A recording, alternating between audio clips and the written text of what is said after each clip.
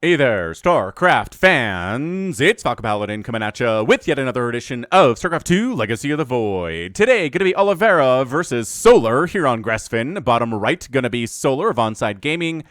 And in the top left, it is Oliveira. So, should be an excellent TVZ for you today. Oliveira is a world champion.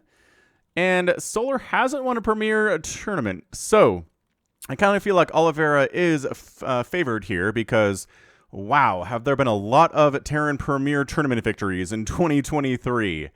Holy smokes. And I don't know exactly why. They nerfed ghosts in two different ways, but I don't know, ghosts are still very, very good. If you have answers, let me know. So hatch first in it, here is Solar, Barracks expand timing here from Oliveira. There's a Reaper on the way. And yeah, if you watch the finals of GSL Season 2 that happened just last week, man, Maru versus Dark, that was excellent. I'm not going to tell you who won, but wow. It was an amazing, amazing best of 7 finals. I'm going to see if I can cast it. I do have the replays, but I don't know if I have enough time to cast the full final best of 7. But we'll see. We will see indeed. Terror the Overlord moving out. Yeah, I know, man. School's coming up. Sending all of your little Overlord children to Overlord school is not cheap. I know how that feels. Terror the Overlord shirts at falconpaladin.store, as well as Steve the SCV shirts. Look at how hard he's working, y'all. This guy is working his butt off over here.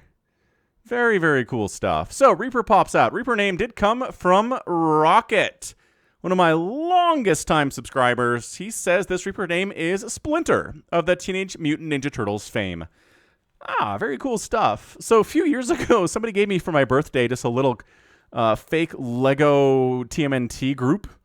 It came with all the turtles, Raphael, Michelangelo, Donatello, Leonardo, and also a Splinter on a skateboard. So they were all on skateboards, but he was on a skateboard too. And it was like, oh, Splinter, getting radical. I like it. I mean, that's how you know it's kind of an offshoot, like Chinese knockoff, not the real thing, right? But anyway, I kept it in my cubicle, just up on my cubicle wall for years and years. And then when I started working from home, they just kind of sit on my desk. I don't really have cubicle walls anymore to put them on. But anyway, Splinter, good name, right? Splinter turned into a rat. Never really like, woe is meat it. He just immediately started training these Teenage Mutant Ninja Turtles. Good snipe on that creep. Oh, dies for the creep tumor though.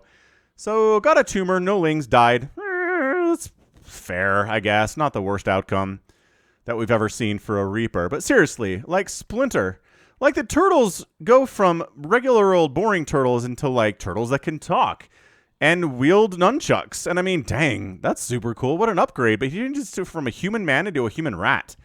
So, like, he still has all of his talking abilities and he still has his humanity, but, like, he can't be accepted by society because he's a rat now. That's not cool. What a downgrade for that guy. Did he ever, like, spend time crying about it? No.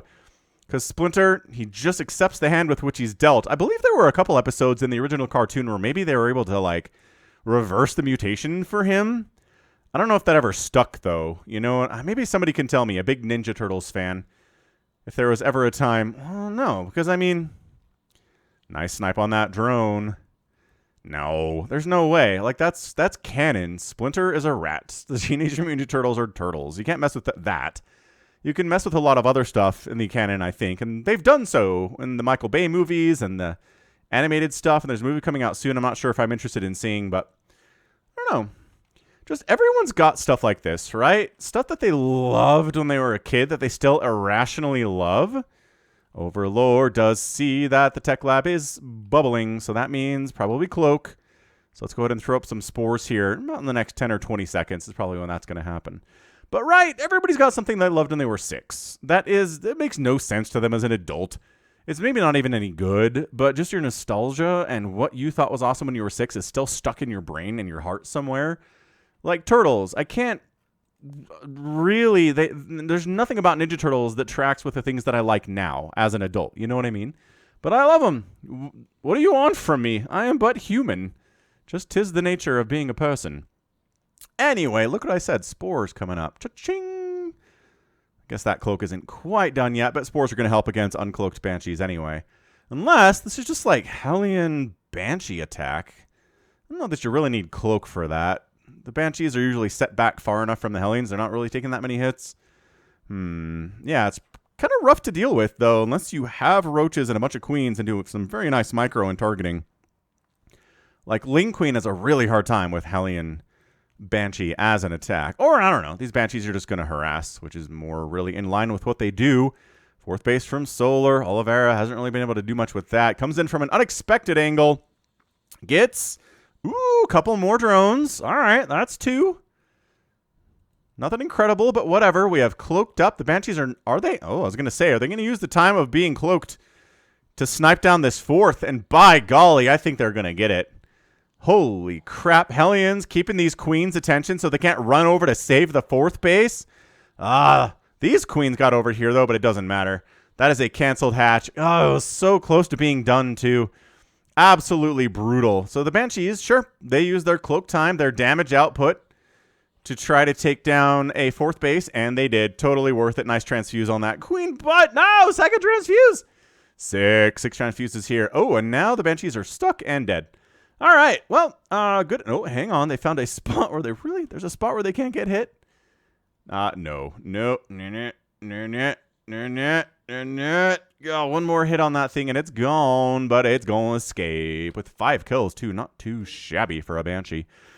All right, third base rolling from Oliveira. No real sign of an attack from Solar imminent. He's usually preparing for about a 7 or 8 minute attack from the Terran player, but dude put a lot into those Cloak Banshees and into these Hellions. He's keeping them alive, too, which tells me he's probably got an armory back home, and by that I mean he's just started one.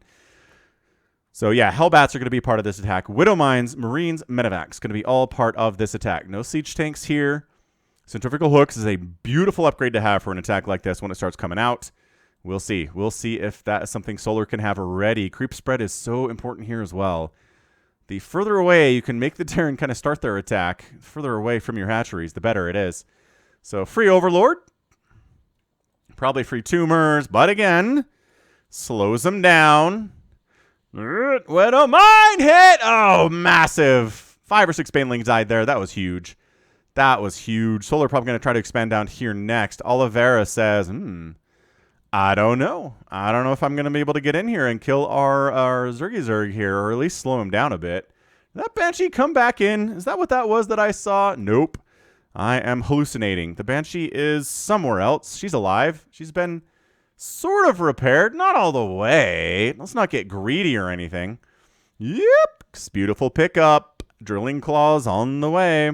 Widow Mines are going to feature heavily into this game. There's a Hellbat transformation, and now, magically, they can be healed by Medevacs. It makes no sense.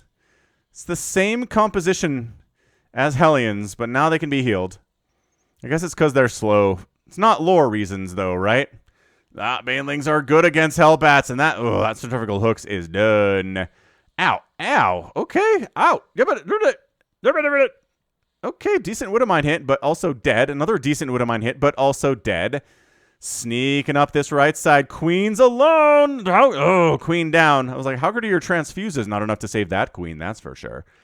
Infestation Pit on the way. Is that just for Hive, or are we going to see some Infestors a la Rogue? And Dark have been using Infestors in this matchup. I guess Serral has too a little bit. We'll see if Solar gets on the Infestor fungal growth train that's kind of making a comeback in StarCraft. Right? We saw Dark use it against Maru in that finals in GSL. So, I mean, that's how you know Zerg players have decreed it kind of good again. Maybe it's desperation. Maybe they're just like, we don't know what else to do. We can't beat these Terrans. Maybe Fungal's the answer the whole time. Nice Widowmine hit again. God, these Widowmines, they're not surviving forever, but they're getting some good damage before they die. Beautiful pickup again by Oliveira. Yeah, the Chinese Terran player killing it right now. He went from being Time, someone who could always give the best Widowmine, 15 drones down to a Widowmine attack. Yeah, this is something Maru did to Dark too. I'm trying not to spoil the series, but like there's a lot of stuff we're seeing here that Maru did in GSL Season 2 Finals, Best of 7. I almost find it disrespectful to Widowmine drop a Zerg player, but nah, it's good enough that it's not just bad manner. Flying through the spores into the main base. And attacking up this way, too. Splitting off. Okay, getting the Lurker Den would be super sick. Instead, they're just going to kill as many Lings until the Banelings show up. Marauder's absorbing a lot of nice Bane. Dude, that Marauder absorbed like 6 Banelings, and he's still alive. Oh my gosh, run. Run, Mark. He's going to survive. These medevacs are like, we're not here for you. Marauder's like, I know. Drop there. Drop just kind of hanging. Ooh, Drop could get back in here. There's literally no units inside the main. They're all worried about being in other places. So here comes the unload. Lings rolling in, but I mean, I don't know. Are there enough Lings? Yes, actually, there are. There are lots. But man, 13 drones. Wait. Did you kill those drones here? Oh, here we go. We're going to start the base denial part of this game. Bam, base denied. 5th base denied. Creep Tumor's wiped out too. Oliveira's really kept Solar on his back foot here today. Oliveira's got a 4th base, rolling up a 5th base left side. Already done, just upgrading to a planetary. And then more Widowmine drops. Are you kidding me? Bam. I mean, guaranteed to get some damage. Do that. Is this just been counting? It has just been counting. That's hilarious. So Oliveira has more workers than Solar does. Not what you want to see if you're a Zerg player at 11 minutes in a ZVT against Oliveira. No. Adrenal on the way, plus 3 ground carapace coming in. 3 attack on the way for the Terran player. Ghosts in those barracks now. Training their little hearts out. Ling Bane, Hydra. See now, okay, so this is something I like. Ling Bane Hydra with spellcaster support. It really seems like tier 3 Zerg sucks against Terran.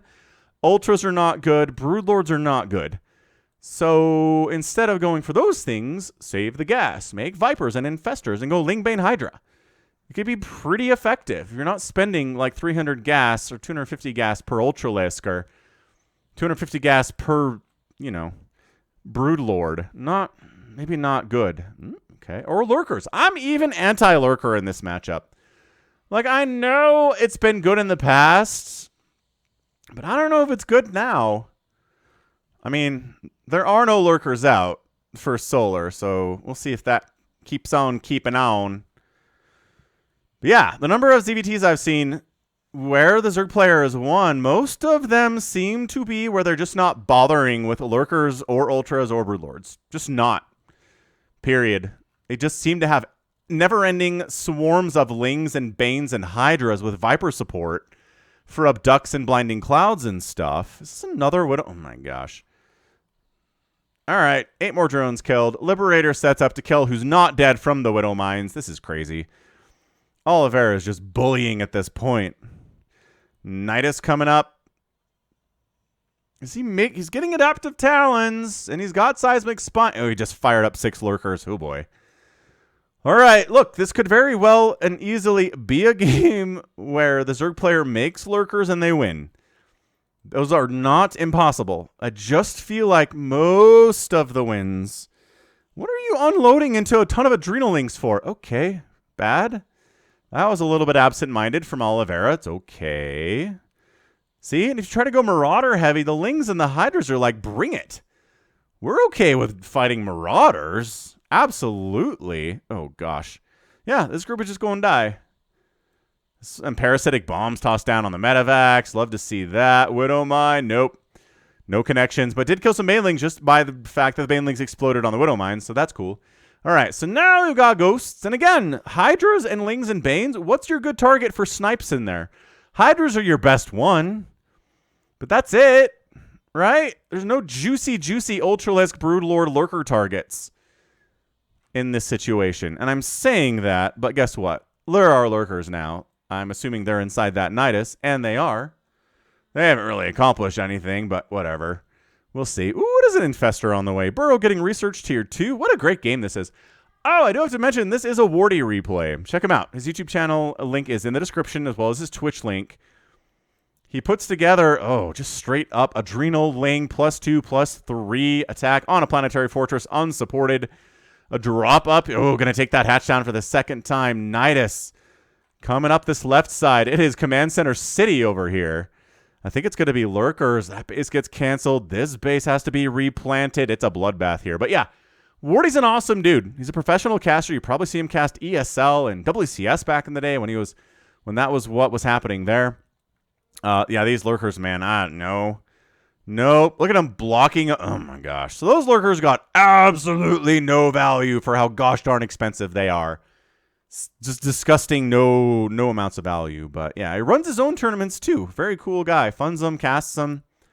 Players like this. I mean, come on. Check out Wardy. All right. Zerglings, Baneling, no. No. Not Liberator support. Tons of fully upgraded Marines, Marauders, Ghosts here. This is like you need to get a surround on this or fungal them, and then you can chase them. Now, look at this pre-split against potential fungals and blinding clouds. Love that stuff. Snipity. See, look, we're using snipes on individual Hydras. Pretty good. Oh, this is really bad. This is really bad for Solar. He's making more Banes, Hydras, Lings, getting that +3 melee attack and +2 missile attack. +3 infantry is on the way from Solar, and this base is going to die again. Like, Solar has not been able to get really any kind of pressure on the other side of the map, except for this base, which was a planetary and was killed.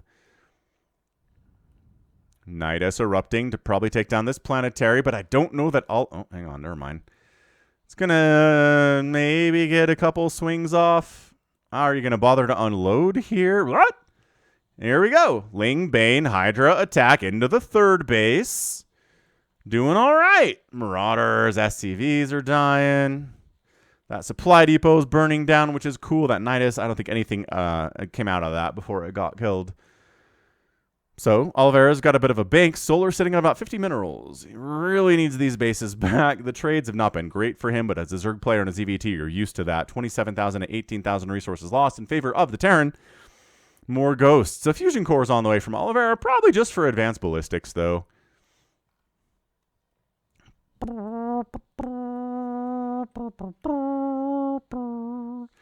Ooh, not the best pickup in the world there from Oliveira, but look at this scan down south. He's like, oh, right. Like 12 Lings are going to defend this base from the might of the Terran army. See the Hydras. I like Hydras more than Lurkers in this matchup. I just do. Look at this little guy. Wants to throw down a fungal, but there's no support for her yet. Because you can pick off Medivacs with Hydras and Lurkers can't. And killing Medivacs is a great way to win a game of StarCraft against a Terran. 10 Medivacs have died, and there are only 3 now for Oliveira. That's what I'm talking about, man. Medivac count low? Not a good feeling. Where's the detection? Overseer's coming in, but no, the hatch gets target fired and killed. Probably because the Overseer was a little bit late to the party, I guess. What a great game this is. Widow Mines. Okay, Solar's done a great job killing Widow Mines today. They've gotten some value for sure. But he's done a great job killing them. 48 Widow Mines have died. Oh, and Nidus inside the main. And an attack into the third base at the same time. These Marauders need to start firing on this. What are you doing? There we go. That Nidus is going to die. The third orbital. No. An evacuation comes up. Hydra's chasing some of these command centers and orbitals away from the position, this forward position that Oliveira had them set up in. This is turning into a fantastic TVZ featuring 2 insanely good players. Gotta love that. Nidus erupts. This one feels like a defensive somewhere on creep.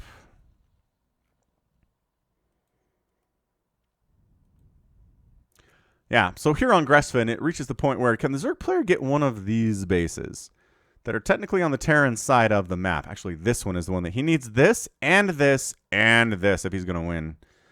But we're turning into the part where the Terran can kind of just turtle in, make good trades against the Zerg player, and even if the Zerg player has a better economy and he's able to get more resources over the course of the game, they can't make enough to make it worth it, you know?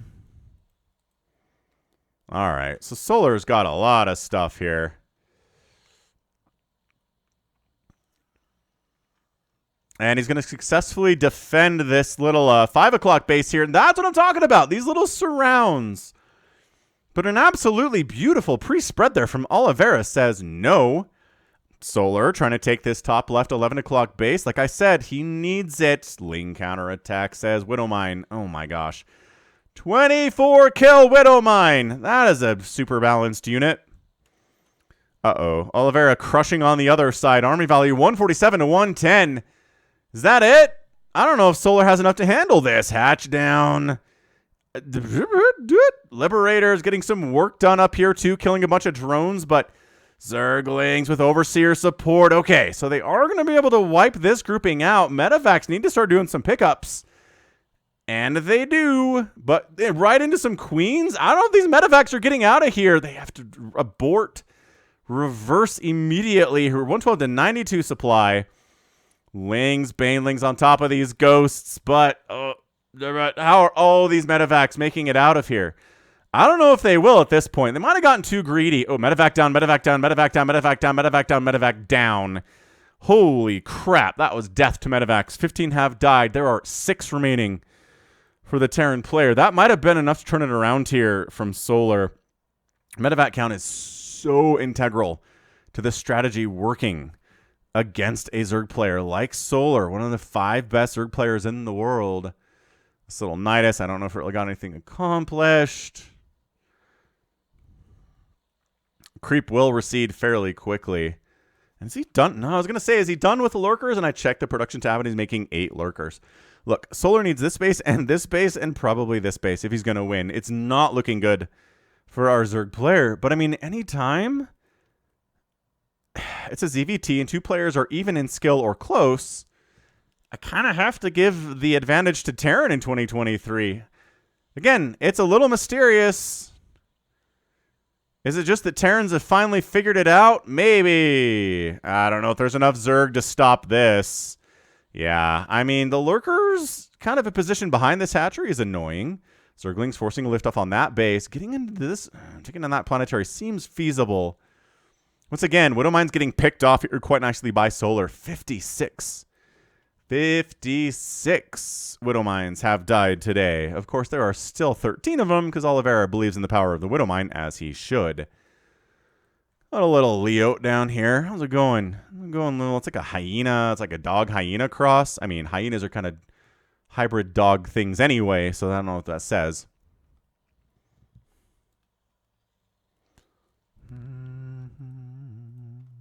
Okay, Fungal. There it is. Good Fungal. Retreating now is going to be hard. EMP on the Infestor, but she survives. So that's good. All right. Army value 116 to 109 in favor of the Zerg player. Trying to push, like, actually kill a base for the second time today in 22 minutes. All right, so this orbital's going to die. Again, the power of Hydras. If these were lurkers, that base doesn't die. Liberator setup is massive, but abducting the Liberators kind of can't abduct all of them. That's for sure. Liberator, there's another one up here getting some drone kills. Is there a spore at this base? No. There should be a spore at that base. Oh, Ling's going to run through the Circle of Doom for absolutely no reason. Lurker on its own, not going to really do anything. That's fair. Oh, didn't actually kill the Liberator, Solar. Solar, you didn't actually kill it, my guy. All right, well, forcing... Ling's just trying to... Don't run into the planetary. Ow. Maybe run or kill some of these Marauders. Maybe help kill this orbital. That's nice. Orbital, if you focus the orbital, you can kill it. Okay. Maybe forcing Oliveira to repair it is a problem, but no, I cannot believe this Liberator. I think that's a different Liberator. Dude, this Widowmine grouping up here. It doesn't have a million kills, but I feel like it does. Another major engagement down here to the south. Solar getting another good surround here. Liberators getting wiped out from the backside. These hiders, Liberator count down. Medevac's dying to all the parasitic bombs. What is there? My gosh, these Liberators have been killing drones so effectively, though. 109 drones have died today. Solar on a rampage. Only at like 100 supply here, but no, it's enough. Whoa, Solar on the counterattack. Doesn't have a ton going on for him, but Oliveira had even less after these final engagements. Dude, I lied to you. Solar did not need this base or this base at all. Or this one. I'm telling you, Hydra, Lingbane, Viper. Did these lurkers get a lot done? Kind of. They were really integral to certain defended positions, but they get anything done on offense? Not really. They all get sniped down pretty much. 12 lurkers got killed in this game, and there were 4 remaining. But look at this. Look how many medevacs there are. 0. Like, my win condition for TVZ is to kill about 10 hatches in a game like this, right? Anything from 20 to 30 minutes, kill 10 hatches, and you're pretty golden. And if you're a Zerg player, killing medevacs, right? If your enemy has 0 medevacs at the 24-minute mark, you probably beat them. It's really, really, really tough for a Terran player to lose that mobility, to lose that healing factor. And yeah, that's why Hydras are good. The Hydras and the Parasitic Bomb combined very, very, very, very good against medevacs. And just consistently killing them was excellent. And again, Solar's ability to wipe out Widow Mines was good. 66 Widow Mines died, still 12 at the end of the game. 31 Ghosts went down. That's a lot of gas. That's a lot of spellcasting for Oliveira that got wiped out there for sure. Yeah, 5 hatcheries were killed. I mean, this is not Oliveira slacking. He killed 5 hatches and probably canceled 2 or 3 more. So he did a ton of damage. Killing 110 drones really speaks for itself here. Solar wins with 51 drones, which is insane. But yeah, I mean, most of the army here for Oliveira was Widow Mines. And Widow Mines, while good support units, not really the best units on their own, especially against Hydras with range, because they outrange they outrange the Widow Mines. So not ideal when you're fighting against Hydras. Another reason Hydras are good. They outrange Widow Mines. Good stuff. So yeah, like I said, this is the strategy to use. Like, I don't know if it works against Maru necessarily, but I'd love to see a high-level elite Zerg player try it and see what they can get. Anyway, GG. Well done there, Solar. Taking down current world champ Oliveira. Nicely done. But any resources lost, not nearly as lopsided as I expected them to be here at the end of the game. Solar 59,000, 51,000 for Oliveira. So a lot of damage taken and done to both sides here. And Solar, again, not a huge army at the end of the game. 10 Hydras, a Baneling. I guess there are 53 fully upgraded Cracklings. That's pretty good. Never bothered with that +3 missile attack. I wonder if that was an oversight or if that was intended. Either way. Either way, GG, man. This was a very intense, very close game. I think Oliveira had some good chances to win it. I mean, he had an army deep on Solar's side of the base. Couldn't quite finish it off, though. Solar's macro was too good. Defenders showed up a little bit, enforced too much, and the Zerg player comes out on top in the end. Yeah. All right, cool. So that's going to be it from me. This is Ben, Falcon Paladin, coming at you with yet another edition of StarCraft 2 Legacy of the Void. Go ahead, hit that like button, hit that subscribe if you like what you saw and what you heard today. You can also catch me on Twitter, Facebook, Patreon, and Twitch, all at /Falcon Paladin. And until next time, as always, thank you so much for watching. You take care of yourself.